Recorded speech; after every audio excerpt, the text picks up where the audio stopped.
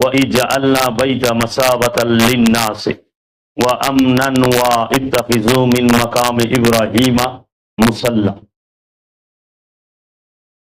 আল্লাহ রাব্বুল আলামিন কুরআনুল মাজিদে সূরা বাকারার 125 নম্বর আয়াতে বলেছেন, ওয়া এবং ইস যখন জাআলনা আমরা নির্বাচন করিলাম, বাইতা ঘরটিকে মাসাবাতান মিলন কেন্দ্র, লিন-নাসি মানুষদের জন্য,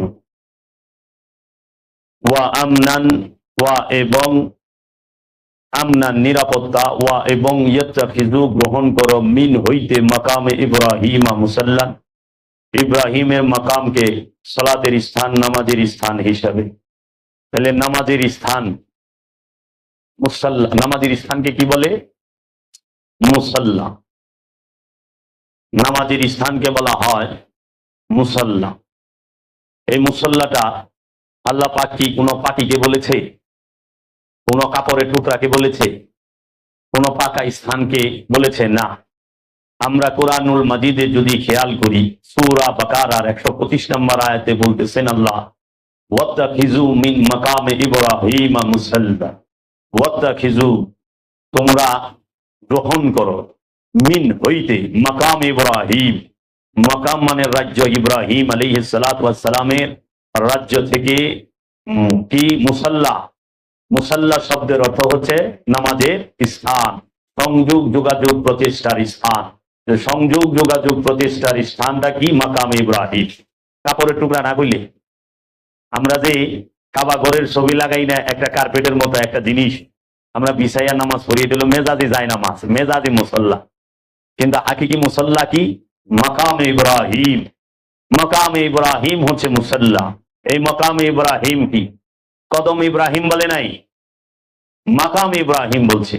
এখন আমাদের সমাজের আলেম সমাজেরা এই ইলমে তাসাউফকে, ইলমে লাদুনীকে, এই আধ্যাত্মবাদকে, তাসাউফের বিদ্যাকে ধামা চাপা দেবার জন্য তাহারা মুসাল্লা বানিয়ে দিয়েছে কাপড়ের একটি টুকরাকে, অথবা একটা পরিষ্কার পাটিকে, অথবা একটা পরিষ্কার তটকে, অথবা পরিষ্কার একটা স্থানকে। ওইটা মেজাজি মুসাল্লা, হাকিকি নয়। এবং সৌদি আরবে আল্লাহ রাব্বুল আলামিনের যে মেজাজি কাবা, যেটা বাইতুল হেরেম, মসজিদুল হেরেম, এই মসজিদুল হেরেমে পাশেই মাকাম ইব্রাহিম আছে। মাকাম ইব্রাহিম কাকে বলে? মসজিদুল হেরেমের পাশে একটি পাথর আছে, যে পাথরের মধ্যে মুসলমান জাতির পিতা ইব্রাহিম আলাইহিস সালাতু ওয়াস সালামের কদম মুবারকের ছাপ আছে। এইটাকেই বলা হয় মাকামে ইব্রাহিম। আসলে মাকাম ইব্রাহিম এইটা মেজাজি, এটা হাকিকি নয়, আনুষ্ঠানিক। কারণ ওইটা হইল কদম মুবারকের ছাপ, ইব্রাহিম নবীর কদম মুবারকের ছাপ। পায়ের আরবি হইল কদম। হ্যাঁ, এই যে এই পা, তো পায়ের ছাপ ওইখানে, ওটা কিন্তু মাকাম না। মাকাম মানে হচ্ছে রাজ্য, একটা রাজ্যকে বলা হয় মাকাম। মানে কদমের ছাপ, এই কদমের ছাপকে মুসাল্লা রূপে যারা হজ করতে যায় তারা সর্বপ্রথম ওইখানে 2 রাকাত নামাজ পড়ে। হ্যাঁ, তো তাহলে হাকিকি মাকাম ইব্রাহিমটাই, হাকিকি মাকাম ইব্রাহিমটাই হচ্ছে প্রত্যেকটি রসুল এবং ওলিয়ে কামেল। ইব্রাহিমের রাজ্যটাই হচ্ছে ওলিয়ে কামেল, যিনি তিনি মাকাম ইব্রাহিম। এই মাকাম ইব্রাহিমে প্রবেশ করে ইব্রাহিম আলাইহিস সালাতু ওয়াস সালামের আদর্শ এবং চরিত্র এবং দর্শন যাহার মাঝে উপস্থিত আছে, যেইখানে পাওয়া যায়, সেই রকম একটি মহাপুরুষকে গুরু রূপে মেনে ওইখান থেকে ওই গুরুকে সালাতের মুসাল্লা রূপে গ্রহণ করতে হবে, সালাতের মুসাল্লা রূপে গ্রহণ করতে হবে। এই মাকামে ইব্রাহিম এইটি হচ্ছে আল্লাহর রসুলের রাজ্য, আল্লাহর রসুলের নূরের যে দর্শন আদর্শ, সেটাই মুসাল্লা, মাকাম ইব্রাহিম। এখন আমরা ইব্রাহিম নবীর পায়ের ছাপের সামনে তো দাঁড়াইয়া 2 রাকাত নামাজ পড়তেছি। সারা বিশ্ব থেকে লক্ষ লক্ষ হাজি যায় না? তার মধ্যে অনেক বড় বড় ধনী থাকে, অনেক জ্ঞানী গুণী থাকে, অনেক জান্নেওয়ালা থাকে, আলেম ওলামা থাকে, অনেক বড় বড় ঢাকায় চোর থাকে, অনেক বড় বড় লিডার থাকে, থাকে না? বিশ্বের মুসলমান বিশ্বের বড় বড় লিডাররাই তো হজ করবার যায় না? অনেক বড় বড় খুরখুরেরা থাকে, ঘুষখোরেরা থাকে না?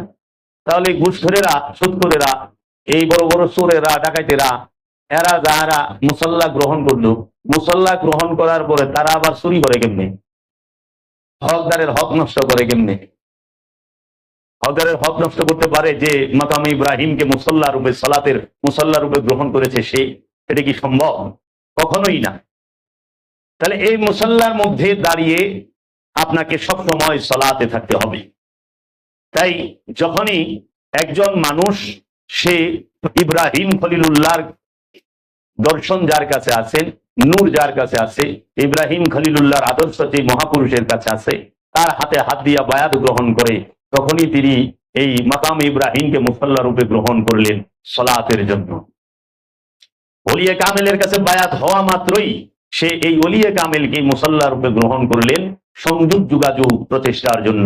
সালাত আরবি শব্দ, সালাতের ফার্সি হচ্ছে বাংলা নামাজ, আর এই সালাতের বাংলা হলো সংযোগ যোগাযোগ প্রতিষ্ঠা। রসুলের সাথে সংযোগ যোগাযোগ প্রতিষ্ঠার অপর নামই হচ্ছে সালাত। সালাত করতে হবে রসুলের সাথে, রসুল যেভাবে বলে সেভাবে।